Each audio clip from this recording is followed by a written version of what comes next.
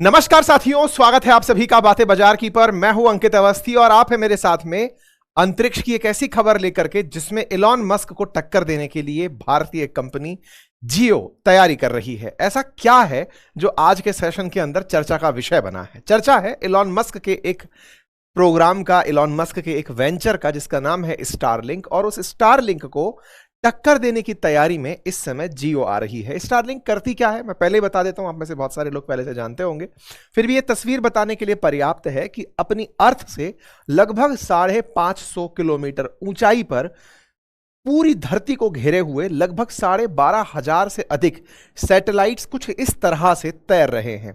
ये जो लाइनें खींची हुई हैं ये दिखाने का पर्पस है, सैटेलाइट्स उनको सिंबॉलिक रूप से रिप्रेजेंट कर रहा है। 12,500 से अधिक सैटेलाइट पूरी धरती को घेरे हुए हैं। क्यों घेरे हुए हैं साहब? घेरे हुए इसलिए हैं क्योंकि इन सैटेलाइट्स के थ्रू इंटरनेट को पहुंचाना आसान होता है। इंटरनेट तो आपके मोबाइल में, अभी जब आप मुझे सुन रहे हैं तो वाईफाई के थ्रू या फिर आप अपने मोबाइल में किसी टावर के थ्रू रिसीव कर रहे होंगे, लेकिन इस इंटरनेट को पूरी दुनिया में कहीं भी पहुंचाना हो तो उसके लिए सैटेलाइट ही एकमात्र विकल्प है। अगर मान लीजिए किसी सी के अंदर, समुद्र के अंदर सैटेलाइट पहुंचाना है तो उसके लिए टावर नहीं लगाए जा सकते। ऐसे में सैटेलाइट जो आसमान में 550 किलोमीटर ऊपर है वहां से ही रेडिएशंस भेज करके सैटेलाइट के थ्रू इंटरनेट पहुंचाया जाता है। सैटेलाइट की पहले से भी दुनिया में रहे हैं सैटेलाइट, लेकिन स्टारलिंक जब से आया उसने बाजार को इतना स्मूथ कर दिया कि कहीं पर भी बहुत अच्छी स्पीड के साथ इंटरनेट पहुंचाया जा सकता है। आज दुनिया में चाहे अंटार्कटिका में हो, हिमालय की ऊंचाई में एवरेस्ट पर खड़े हो, या फिर आप समुद्र में कहीं भी हो, अगर आपके पास स्टारलिंक का रिसीवर है तो आप इंटरनेट प्राप्त कर सकते हैं। मतलब इन्होंने एक डिवाइस अपनी बनाई हुई है जिस पर स्टारलिंक का इंटरनेट मिलता है। अब ऐसी तैयारी भारत की कंपनी जियो कर रही है। भारत की कंपनी जियो क्या कर रही है और किसके नेतृत्व में कर रही है? तो अंबानीज के नेतृत्व में कर रही है। क्या प्लानिंग है? प्लानिंग यह है कि हम स्टारलिंक का एक इंडियन सब्स्टिट्यूट लेकर आएंगे। मतलब बिल्कुल वैसे ही जैसे सैटेलाइट एलॉन मस्क ने भेजे हुए हैं वैसे ही भारतीय कंपनी जियो भी भेजेगी। और इसी कारण से यह एक बड़ी राइवलरी देखी जा रही है। क्यों देखी जा रही है? क्योंकि अमेरिका द्वारा प्रमोटेड है ये। अल्टीमेटली स्टारलिंक का जो काम है वो अमेरिकी इकोसिस्टम के अंदर, जहां बहुत आसानी से सैटेलाइट लॉन्च हो पाते हैं।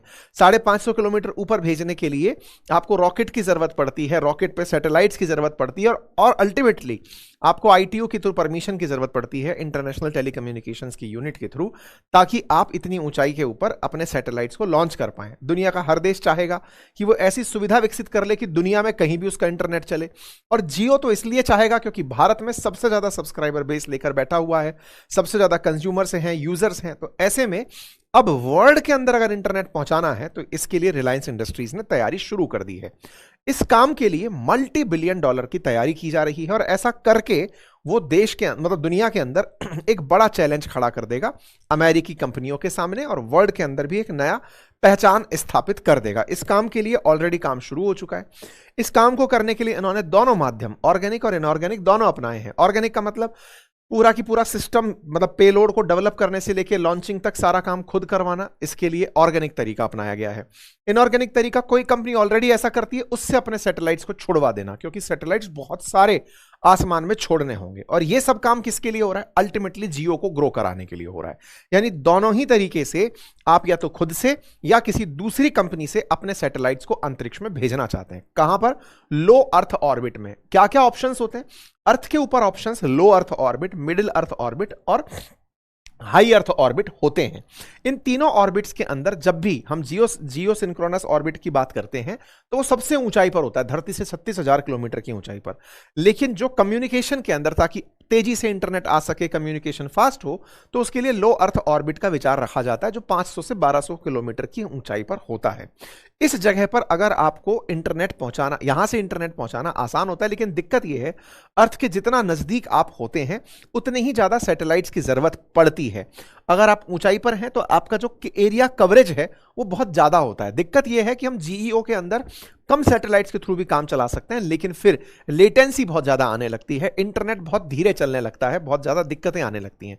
इसलिए अर्थ के लो अर्थ ऑर्बिट में बहुत सारे सैटेलाइट पहुंचा के पूरी अर्थ को कवर करने का प्रयास। आप कहेंगे साहब भारत को ही कवर कर लो, केवल पूरी अर्थ को क्यों? क्योंकि सैटेलाइट स्टैटिक नहीं रहता, सैटेलाइट मूव करता रहता है। आपका एक सैटेलाइट मूव कर रहा है, इंटरनेट किसी एक सैटेलाइट से आ रहा था, अचानक दूसरा सैटेलाइट, मतलब आपका सैटेलाइट, अर्थ तो मूव कर रही है ना, वो सैटेलाइट अगर दाएं बाएं हो गया तो फिर इंटरनेट क्राइसिस हो सकता है। ऐसे में और सैटेलाइट्स को उस तरह से रखा जाता है ताकि मूवमेंट बना रहे और इंटरनेट बना रहे। ठीक है, इस पूरे काम को लो अर्थ ऑर्बिट में करने का प्रयास किया जाएगा। अब आप पूछेंगे ये कितना बड़ा अफेयर है, कितना महंगा अफेयर है? तो देखो, स्टारलिंक जो धरती से 550 किलोमीटर ऊपर लगभग 10,000 सैटेलाइट तो अभी सक्रिय हैं, 12,000 सैटेलाइट भेजा था, 34,000 सैटेलाइट भेजने की योजना है। लो अर्थ ऑर्बिट में 10,000 से ज्यादा सक्रिय सैटेलाइट भेज चुका है और हर दिन कोई ना कोई खबर आती है। जैसे फाल्कन 9 ने अभी 24 स्टारलिंक सैटेलाइट और भेजे थे। इन्होंने अपना रॉकेट बना रखा है और आए दिन पूरे टाइम सैटेलाइट भेजते रहते हैं। ये काम बहुत बखूबी कर पाते हैं, करने वाले हैं एलॉन मस्क। एलॉन मस्क के पास पैसे की कोई दिक्कत नहीं है। क्यों नहीं है? ये $10 बिलियन खर्च कर चुके हैं इस प्रोजेक्ट के ऊपर। $10 बिलियन कई बड़ी सारी कंपनीज के कुल वैल्यूएशन का काम नहीं होता। एलॉन मस्क जो दुनिया के नंबर 1 पैसे वाले आदमी है, जिनकी खुद की नेटवर्थ इस समय $803 बिलियन है, उनके लिए ऊंट के मुंह में जीरा जैसा है $10 बिलियन अगर उन्होंने इस प्रोजेक्ट पर खर्च कर दिया, जो कि उनके लिए बहुत बड़ा अमाउंट है, मतलब उनके लिए छोटा सा अमाउंट है। लेकिन इसी सीरीज में अगर बात मुकेश अंबानी की हो तो उनकी नेटवर्थ अभी $100 बिलियन से भी नीचे है, $98 बिलियन के साथ 20th नंबर पर चल रहे हैं। ऐसे में अगर वो इस प्रोजेक्ट को लेकर आते हैं तो सब पैसा कहां से लगाएंगे? तो देखो, नेटवर्थ जो है ना, वो अलग चीज होती है। नेटवर्थ का मतलब है कि आपकी कंपनी की वैल्यू, आपकी कंपनी में हिस्सेदारी, आपकी एसेट की वैल्यू, आपके ब्रांड की वैल्यू, सब जोड़ करके वर्थ को क्रिएट किया जाता है। लेकिन आपके पास कितना पैसा है जो आप इन्वेस्ट कर सकते हो? अक्सर आप बहुत से लोगों से सुनते हो कि तमाम कंपनियां सरकारों से लोन ले लेकर के काम करती हैं, और भारत के अंदर तो कंपनीज के ऊपर ऐसा प्रयास रहा ही है कि लोन लेकर के ये प्रोजेक्ट लॉन्च करते हैं। तो ऐसे में अंबानी क्या कर सकते हैं? तो देखो, एक ट्री बनाया है कि पैसे लेने के लिए ये क्या क्या कर सकते हैं। भाई, इनके पास अगर कोई एसेट है तो उसको लेवरेज करके ये फंड उठा सकते हैं, या फिर स्ट्रेटेजिक पार्टनरशिप कर सकते हैं किसी बड़ी कंपनी के साथ कि आओ साथ मिलकर के ये काम कर लें। खुद के फैमिली ऑफिस या फाउंडेशन से पैसे उठा सकते हैं, या किसी वेंचर कैपिटल से या फिर इक्विटी फंड ले सकते हैं कि चलो भाई इतने परसेंटेज हिस्सेदारी मैं आपको देता हूं, इसके लिए पैसे दे दो। या फिर पब्लिक प्राइवेट पार्टनरशिप कर सकते हैं जिससे ये पैसे उठा सकते हैं, या फिर ये बॉन्ड जारी करके पैसे ले सकते हैं। अब ये क्या होता है असल मायने में? जैसे बहुत से साथियों को ये तो पता होता है कि कंपनीज अपने शेयर बेच करके, जैसे आईपीओ ले आई, आईपीओ के अंदर आम जन ने शेयर खरीदे और शेयर से पैसे चले गए कंपनी के पास, उसने उसको अपने स्टॉक में इन्वेस्ट कर लिया। लेकिन बहुत बार कंपनी अपने हिस्सेदारी को बेचती नहीं है, बल्कि प्रॉमिस करती हैं कि मैं आपको इतना प्रतिशत ब्याज लौटा कर दूंगी, अगर आप मुझ पर यकीन करते हो तो मुझे लोन दो और मैं आपको इतने परसेंटेज ब्याज का फिक्स रिटर्न दूंगी। इस तरह से जब कंपनी लेकर आती है योजना तो इसे बॉन्ड कहा जाता है। बड़े कॉर्पोरेट घराने लेकर आते हैं तो इसे कॉर्पोरेट बॉन्ड कहा जाता है। क्या ये वाकई में होता है? बिल्कुल होता है। जैसे अडानी ने अडानी इलेक्ट्रिसिटी के अंदर 44.66 मिलियन डॉलर का 2025 में बॉन्ड रेज किया था। अडानी एंटरप्राइजेस का पब्लिक बॉन्ड इशू हुआ और वो इशू होते ही जनवरी 2026 में ओवर सब्सक्राइब हो गया। यानी कि ये जनता से पैसे उठाते हैं अपना शेयर दिए बिना कि लो भाई मैं गारंटी देता हूं इतना परसेंटेज इंटरेस्ट आपको रिटर्न करूंगा। फिर एक सवाल बनता है, लेकिन नहीं किया तो इसके लिए आप कंपनी देख करके पैसा देते हो कि भाई देख लो कंपनी अच्छी है तो उसकी ग्रेडिंग अच्छी होगी, रेटिंग अच्छी होगी। तो AAA+ रेटिंग है, कौन सी रेटिंग है? गवर्नमेंट बॉन्ड है। जैसे भारत सरकार के अंदर भी जैसे IRFC है, जैसे इंडियन रेलवे का जो फाइनेंशियल आर्म है, उसने भी अभी 10 ईयर के लिए 7.25% ब्याज पर 2840 करोड़ रुपए जनता से उठाए सकते हो। इसका मतलब यह हुआ कि ये तमाम ऑप्शंस हैं जिनके थ्रू ये फंड रेज करते हैं। अंबानी की क्या योजना है? तो अंबानी की योजना ऑलरेडी दिख रही है। वो लगातार ITU के साथ संपर्क में है, क्योंकि इस समय चाइना खुद 2 लाख सैटेलाइट छोड़ने की योजना बना चुका है।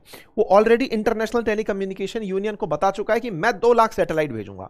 इसका मतलब आने वाला समय कंपटीशन का समय है और ऑलरेडी अंबानी इसमें निकल चुके हैं। रिलायंस ने बाकायदा कई टीम बनाई है जो इस काम को करने के लिए प्रॉपर तरीके से लगे। कह रहे हैं कि अंबानी की जो टीम है उसमें मुकेश अंबानी इसको खुद लीड कर रहे हैं। उनके साथ रिलायंस के प्रेसिडेंट PK भटनागर, जियो प्लेटफॉर्म के CEO Matthew woman, vice president Ayush Bhatnagar, ये सब मिलकर के काम कर रहे हैं और इसके लिए DOT को इन्होंने अपनी फाइल भी दे दी है। इस पूरी प्रक्रिया के साथ साथ कुछ जरूरी अगर एक्विजिशन हुए तो उन प्रक्रिया को भी जियो फुलफिल करेगा। इसका मतलब जियो अब टावर की जगह सैटेलाइट पर जाने की योजना बना रहा है।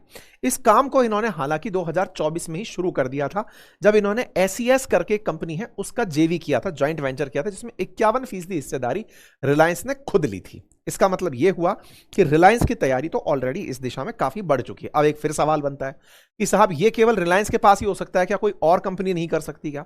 आपको जानकर आश्चर्य होगा एक और बड़ी खबर का, और वो खबर क्या है, स्काईरूट एरोस्पेस भारत की पहली स्पेस टेक की यूनिकॉर्न बन गई है। यानी ऐसी कंपनी जिसकी वैल्यूएशन $1 बिलियन से ऊपर निकल गई है, क्योंकि इसने $60 मिलियन का फंड रेज किया है। $60 मिलियन का फंड रेज $1 बिलियन की वैल्यूएशन पर किया है। यह अपने आप में दर्शाता है कि भारत की एक प्राइवेट कंपनी जो अपना रॉकेट बना रही है अपने रॉकेट से। तो अब समझिएगा, आप इन सब बातों को रिलेट करिए कि जब भारत के पास इसरो है, इसरो सैटेलाइट भेज सकता है, तो उसकी एक लिमिट है। अमेरिका के अंदर क्या है, नासा है, सैटेलाइट भेज सकता है, लेकिन उन्होंने अमेजन को भी मौका दिया, उन्होंने स्पेस एक्स को भी मौका दिया कि आओ और तुम लोग सैटेलाइट लॉन्च करो।